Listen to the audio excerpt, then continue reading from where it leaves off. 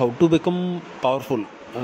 Powerful అవ్వడం అనేది ఎట్లా అనేది మనం ఒక 8 పాయింట్స్లో చూద్దాము. ఫస్ట్ వన్ వచ్చేసి బీ కామ్. అంటే you have to be calm at any situation. ఏ సిచ్యువేషన్లో అయినా సరే కామ్గా ఉండగలగాలి. You have to deal the situation. Point number 2, talk less. తక్కువ మాట్లాడాలి. ఊరికే ఉన్న సోది లేని సోది అంతా మాట్లాడకూడదు.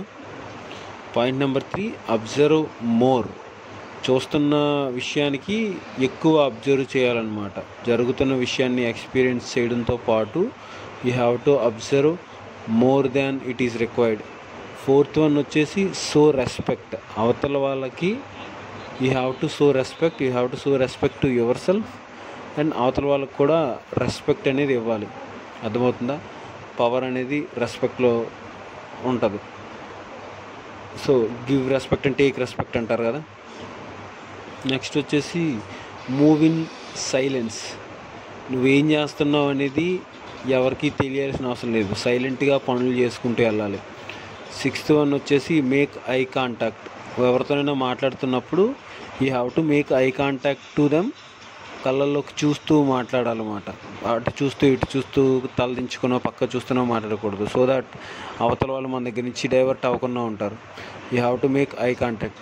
7th వన్ వచ్చేసి మేనేజ్ టైం బెటర్. టైంని బెటర్గా మేనేజ్ చేయాలి. అంటే ఎలాగంటే ఉన్న తక్కువ టైంని ఎలా యూటిలైజ్ చేసుకొని మనం బెటర్ ప్రొడక్టివ్ రిజల్ట్స్ తీసుకురాగలుగుతామో ఆ విధంగా టైంని యూటిలైజ్ చేయాలన్నమాట.